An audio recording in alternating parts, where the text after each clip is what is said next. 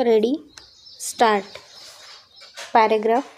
अध्यक्ष महाराज, आपल्या देशात आज जी लोकसंख्या वाढली आहे ती तुम्ही वाढवली आहे असे मी म्हणणार नाही, परंतु ही वाढती लोकसंख्या विचारात घेता आपण निरनिराळ्या क्षेत्रांमध्ये आवश्यक तेवढी तरतूद केली पाहिजे, एवढेच माझे म्हणणे आहे. आपल्या राज्यात पाटबंधारे विभागामार्फत सुरू असलेल्या योजनांचा मुद्दा हा सर्वात महत्त्वाचा आहे.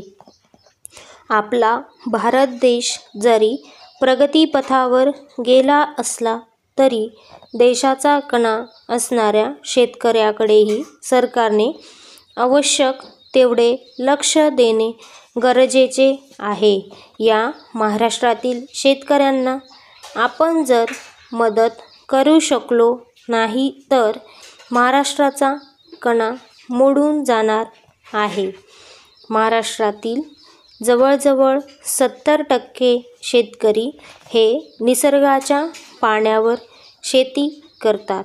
त्यांना पूर्णतः पावसावरच अवलंबून राहावे लागते. अनेकदा पुरेसा पाऊस न पडल्यामुळे शेतकरी संकटात सापडतो. त्याच्यासमोर अनेक प्रश्न उभे राहतात. अशा परिस्थितीत त्यांच्यापर्यंत आपण मदत पोहोचवू शकलो नाही तर या महाराष्ट्राचा कणाच मोडून जाणार आहे. त्यामुळे आपण सर्वप्रथम त्यांच्याकडे लक्ष दिले पाहिजे. महाराष्ट्रातील हा शेतकरी आज अतिशय कठीण परिस्थितीत सापडला आहे. त्याला आपण मदतीचा हात देणे आवश्यक आहे. आपण जेथे आवश्यकता असेल तेथे धरण बांधत आहोत.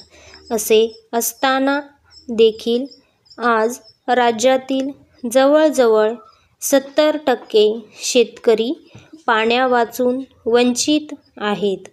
म्हणून या शेतकऱ्यांना शासनाने सरकारी खर्चातून विहिरी बांधून दिल्या पाहिजेत. परंतु आज सरकार त्यांना विहिरी बांधण्यासाठी बँकेकडून कर्ज घेण्यास सांगते.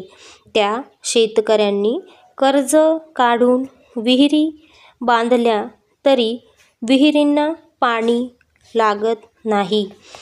50 ते 60 हजार रुपये खर्च करून विहीर बांधल्यानंतर पाणी लागत नाही आणि तो शेतकरी कर्जात बुडतो. त्यामुळे तो आत्महत्या करतो. सरकारच्या नवीन कार्यक्रमानुसार प्रत्येक तालुक्यात 25 विहिरी बांधण्यात येणार आहेत. परंतु अशा विहिरी बांधून भागणार नाही. ज्या ज्या शेतामध्ये पुरेसे पाणी असेल त्या त्या शेतामध्ये सरकारने विहिरी घेतल्या पाहिजेत, अशी माझी मागणी आहे. स्टॉप.